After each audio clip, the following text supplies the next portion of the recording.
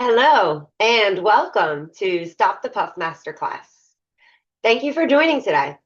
I want to start by saying I'm not here to convince anyone. I'm here to help you, hopefully, understand your body a little better.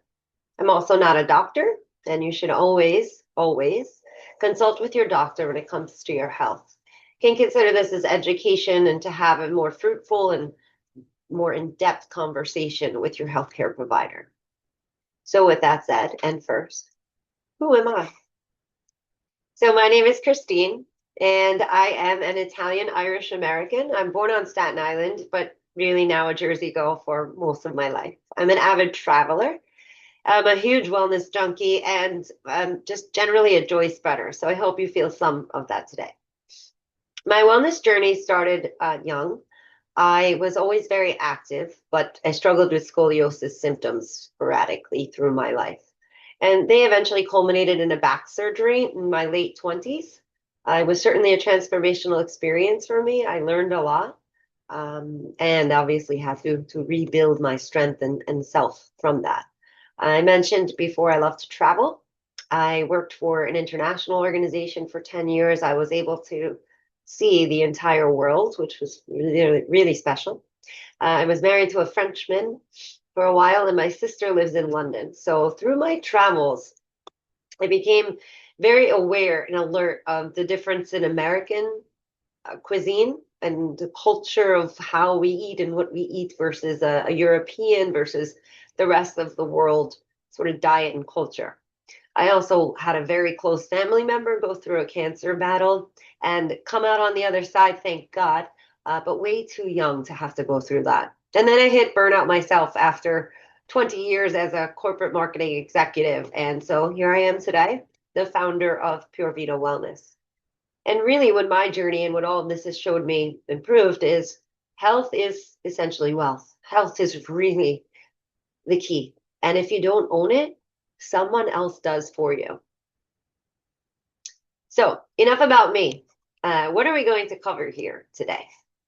We will review what's really going on underneath the hood, how the body works, why effort isn't always the issue, and how we can change things, even starting today. This session is an on-demand, so there won't be time for Q&A here, but you can always send any questions you might have after this session to me directly at Christine@purevitalife.com. You see it on the screen there, and I'll also follow up via email. I welcome the conversation. I welcome the questions, so please don't be shy. I also just want to kick it off and get right into it. So let's start with the foundation around how the body actually works. Because once we understand this, everything else makes more sense. If you're feeling puffy or off, it's usually not one thing. It's a combination of chronic inflammation, nervous system overload, and daily lifestyle inputs. Inflammation is the body's response. The nervous system decides whether it's safe, and lifestyle inputs are the signals driving both of those things. And lifestyle inputs, that's really the most actionable bucket. Lifestyle driven inputs are the daily signals you're giving your body, which are often unintentional. And you can think of them as levers, not necessarily flaws. They're just levers. They're levers you can pull, you can change. These are habits you can break, you can add, you can reduce. And remember, the body's number one job is survival. So when the body perceives threat or stress, it adapts. It's what it's intended to do. So it's not necessarily bad. Chronic low-grade inflammation is one of the most common modern stress responses, especially in women, excuse me.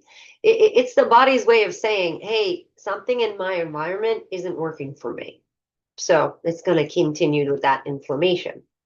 So when women say, I feel off, but nothing is wrong, this is often what's happening. So let's break it down. Let's talk more about inflammation, what it really is. Inflammation, as I mentioned, isn't always bad. So here there are two different parts, and inflammation is part of our immune system response. It's protection and it's healing, right? So it's a sign. It could be a good thing. That's what we're going to talk about here. The two types are acute inflammation and chronic inflammation. Now, the acute inflammation, it's like your body's superhero. It's like, it turns on, it does its job, and then it turns off. Think of you break your ankle. It swells up and, it does what it needs to do. You have it repaired. And as it does its healing, the swelling goes down. And when it's done, it's returned to normal. Well, it's new normal after, it has been corrected. But the point is the inflammation has come down. So acute is not necessarily bad. That's our protection. That's fine. The real problem is the nonstop alerts caused from the chronic inflammation. When you have chronic inflammation that won't go away, this is a problem, and it's an alert that your system is sending. And those alerts you don't want on all the time. So the immune system is like a switch. It's meant to flick on and flick off. But in the modern lifestyle and in today's world that we live in, a lot of times it gets stuck in on mood. And that's a stress signal. And when chronic inflammation is present in the body, you feel more bloated. Digestion is harder. It's going to slow down. Your energy is going to come crashing down, and losing weight becomes incredibly challenging because the body's in this frozen state of protection. It's not allowing you to it. It doesn't have the ability to do what you want it to do because it's too stuck in this inflammation mode. But these aren't glitches. They're your body's way of playing defense, right? So if acute inflammation is helpful and chronic inflammation is the issue, the next question becomes, what keeps this inflammation turned on? And one of the most powerful and overlooked signals is ... I'll give you a minute. Just think about that. What do you think it could be? What is the most powerful and overlooked signal? Where is it coming from? Maybe you've got it. Maybe you've guessed it. I'll let you know. But that is food. Food. Your body doesn't read food as good or bad. It reads it as information. But there's no emotional connection to food as far as your body's concerned. Your mind, yes, of course. You think of your grandmother, your mother, your grandfather, etc., someone in the family. You think of a meal that reminds you of somewhere you were. And yes, there's an emotion tied to that. But inside, underneath the hood, it's just data. Ones, zeros. You can think of it just like this. And the ingredients tell the body what kind of environment it's about to be in, right? So this is where ingredients matter a lot more than calories, and where a lot of the modern diet culture just completely misses the mark. Over 70% of the US food supply is ultra processed. Let that sink in a minute. Over 70% of the US food supply is ultra processed. So again, it's not necessarily your fault. These are the options we have. And sometimes we don't know that they're ultra processed. I'll give you a comparison statistic now. The fact that there is such a wide range here, it's Europe, it's a lot of countries, so bear with that. But Europe, it's 14 to 44% of the European food supply is ultra processed versus 70% here. So we're talking double, some cases triple, some cases quadruple the amount of ultra processed that is in this market. Ingredients matter. The body needs real food. I'm going to tell you a little story now. I'm going to take it back and explain a little turning point in my life. So it's a love affair with peanut butter. So if any of you are millennials on the line, my relationship with peanut butter began as a child, as a millennial, and I can eat peanut butter on essentially anything. I'll be honest that I've even had it on chicken wings. I mean, I didn't come up with this concept. It was a restaurant. Yeah, I understand that sounds terrible, but I will admit it was very good. That aside, in my household, growing up was a Skippy house. Back then, you were either a Skippy or Jif, and you were loyal to one of those two brands. And then at some point in my later teen years, Skippy came out with Skippy Natural, and I switched to that, right? This was before I went to and got a collegiate degree in marketing, right? But at that time, it sounded good. Sounded natural, yes. No brainer. We should eat that. Then I, got a little older and, I had my first career that I was working with an event marketing company, and it had me working in Florida for long periods of time. And I would need to go food shopping, need to survive. This is when I discovered Publix supermarkets first, and then the Publix deli peanut butter. Just ground peanuts poured into a plastic container with a simple old school price sticker, 7.99. Well, once I had that, I never went back. Skippy was gone. I don't know what Jif is, never really had much of that, but that was gone too. So it was one of my first shifts and one of the first labels that I started to truly understand. So Skippy, original Skippy, has 5 ingredients.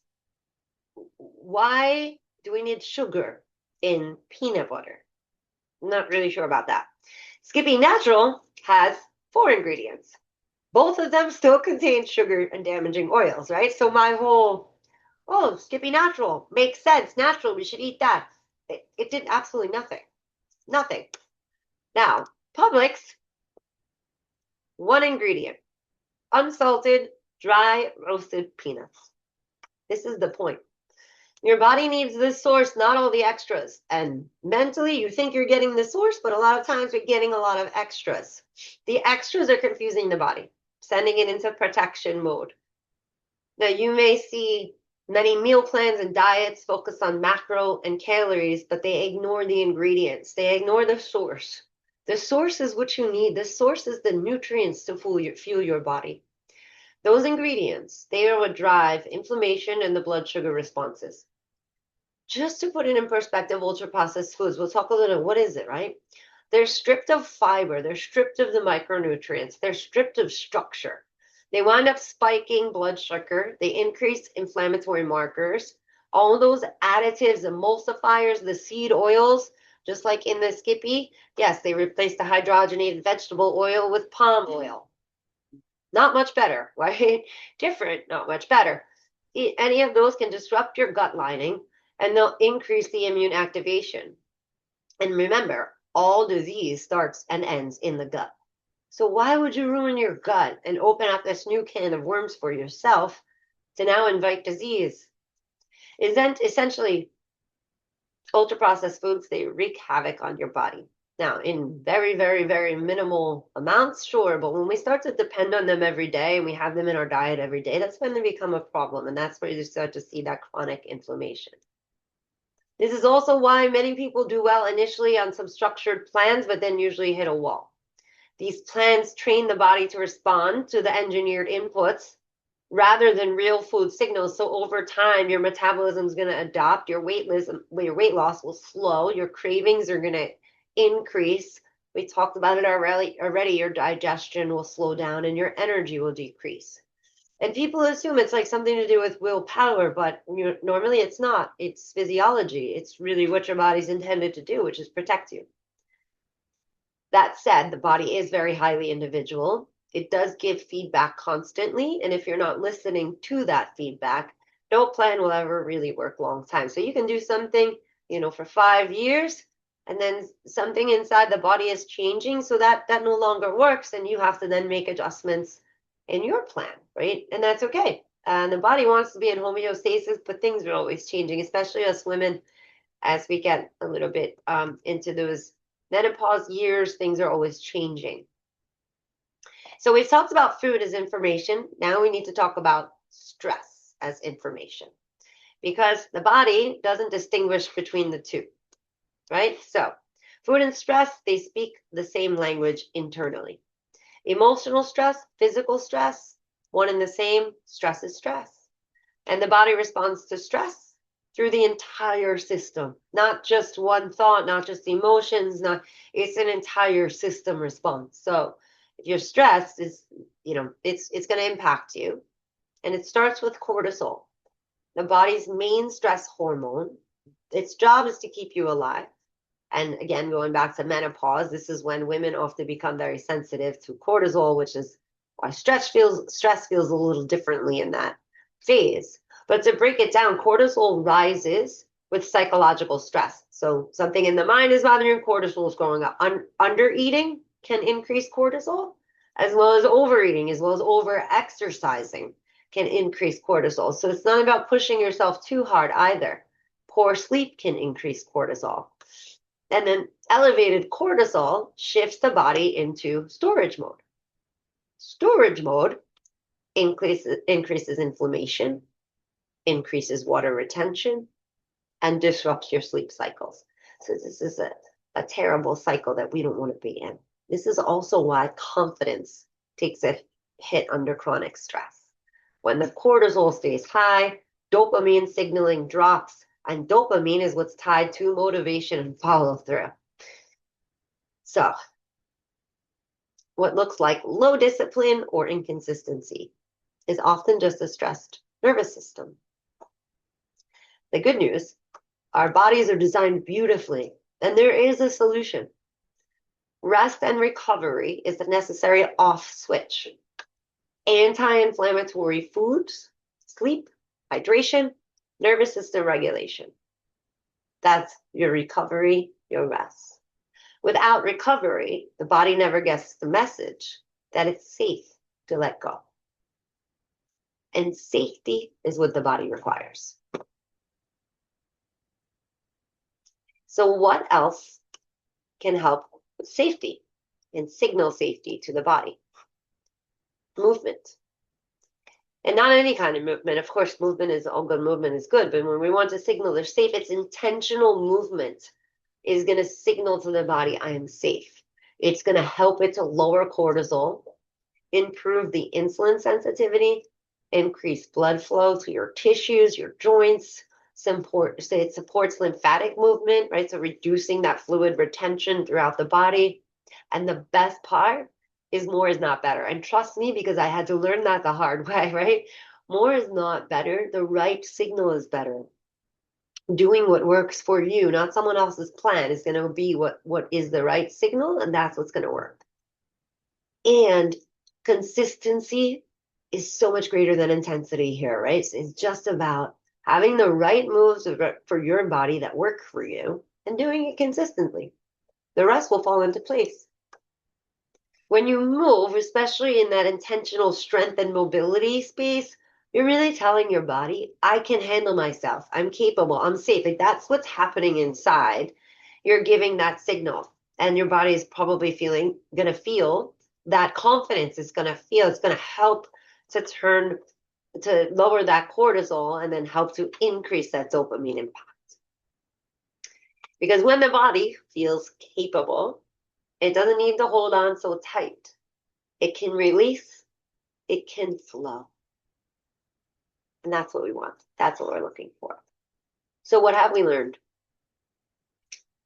You don't fix inflammation by doing more. You fix it by doing things smarter.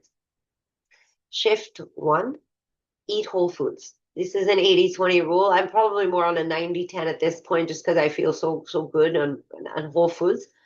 But 80-20 rule. So 80% of the time you're eating whole foods, which would mean crowding out processed foods, having protein at every meal. It's not about perfection. This is about some simple swaps and trying to just get away from the 70% of our food supply that's ultra processed. The second shift you think about making is that intentional movement. Thinking about short cardio bursts, especially as we get older in life. We don't need long haul running as much as we do. Of course, if you're training for a marathon and that's your thing and that it gives you your peace, a lot of people find peace in running, then that's great. But if you want a balanced, right, you can balance that with some short cardio bursts for some heart rate training. Full body strength and mobility. Building strength is key, and being mobile will get you through life. Right? That longevity that we're all looking for. And of course, in that intentional movement, you need to schedule some rest days. Now, as we shift to what does recovery and regulation look like? Sleeping 7 to 8 hours minimum a night. You want to get a full night's sleep. You want to stop eating about 2 to 3 hours before bed and allow your body the time to digest before it sleeps. Because when your body, what it's intended to do while you sleep, is repair all of the activity that happened during that day, repair all the things you did, etc. And that's why we sleep. So if you eat right before going to sleep, your body is now in digestion mode instead of repair, which means it loses out on that repair time. And then you wake up more inflamed. Keep the body hydrated. That's also going to help. If you sweat a lot, add a dab of Celtic salt. That's my go-to. It's just a dab is all you need. And work on nervous system regulation. Detox, sauna, spa day. Go to lunch with your bestie. Bring that nervous system. Tell your body it's safe. And ultimately, listening, not forcing. Listening to the body.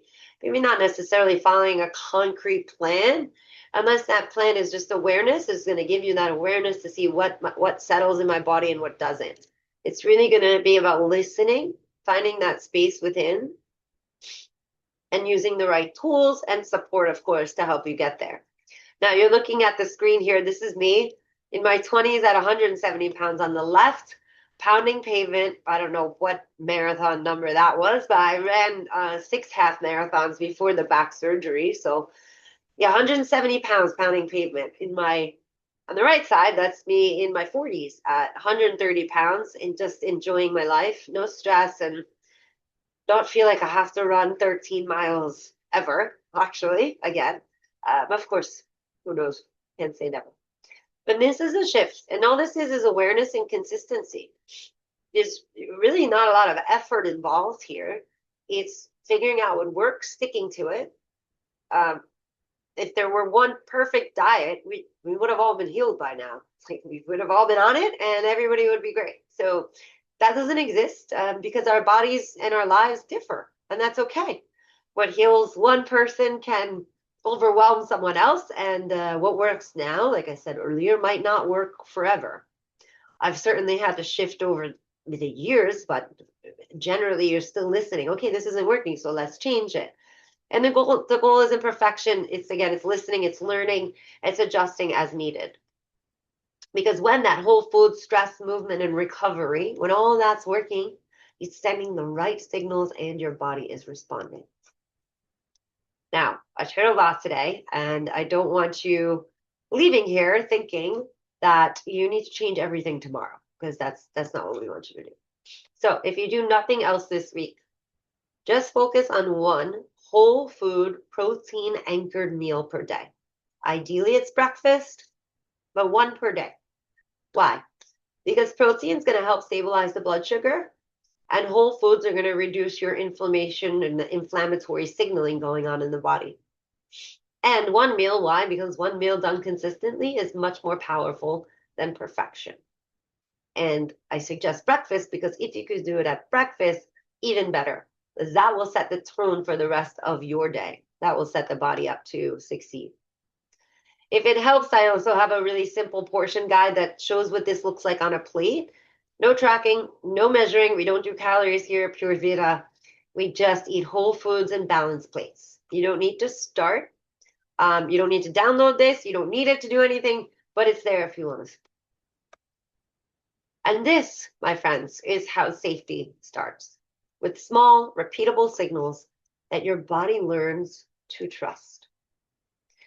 And this is what my Better You framework is built around. It's for people who don't want to guess which shifts matter most and want support turning these small signals into consistent change. In my program, you get guidance, accountability, and simplicity in a 6-week group coaching program. I give you a heart rate monitor. You have your own app. You have a community. All in 6 weeks. And my next cohort starts January 19th. So no pressure. Just know that next step is there for you if it feels aligned. And I'll send you some more information in your inbox after the call. So my friends, this masterclass was intended to give you better understanding of how you can help to hear your body more clearly. And implementation of it is where change really starts to happen. Coming off, some of my clients say, they think it's hard, but when you really get into it and when you have a heart rate monitor and you have education and support, these things they don't seem so hard and they seem a little bit easier. And once you start to see things change, that's when I think the confidence also picks up too. So I hope you found this session helpful. And I really want to congratulate you for taking this time for yourself today. And I hope and wish you and your loved ones a happy and healthy 2026. Take care, everyone, and thank you so much for joining. Bye-bye.